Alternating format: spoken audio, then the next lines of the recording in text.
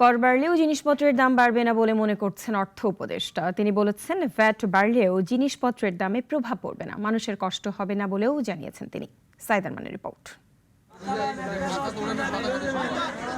গত ৩ বছর নিত্যপণ্যের বাজার অসহনীয়। আজ এক পণ্যের দাম বাড়লে কাল বাড়ে আরেক পণ্যের দাম। উচ্চ মূল্যস্ফীতি যে কতটা কষ্টের তা হারে হারে টের পাচ্ছেন গরিব আর পিছিয়ে পড়া জনগোষ্ঠী। সরকারি হিসেবে বিদায়ী বছরের ৮ মাস খাদ্য মূল্যস্ফীতি ছিল ২ অঙ্কের ঘরে। মানুষ যখন জীবনযাত্রার ব্যয় সামাল দিতে হিমশিম খাচ্ছে, তখন বেশ কিছু পণ্যের কর বাড়ালো সরকার। এতে মানুষ চাপে পড়লেও অর্থ উপদেষ্টা তা মানছেন না।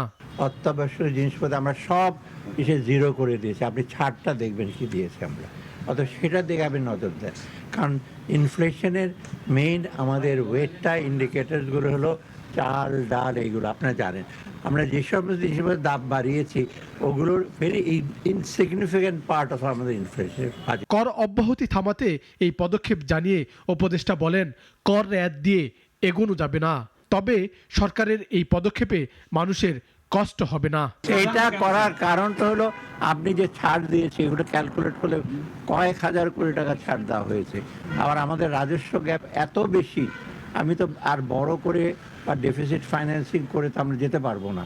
৪৩টি পণ্য ও সেবায় মূল্য সংযোজন কর মূসক বাড়ানোর সিদ্ধান্ত হয় উপদেষ্টা পরিষদে। অন্তর্বর্তী সরকারের ৫ মাসের মাথায় এই উদ্যোগ, যদিও সরকার বলছে এগুলো মূল্যস্ফীতির জন্য কম গুরুত্বপূর্ণ।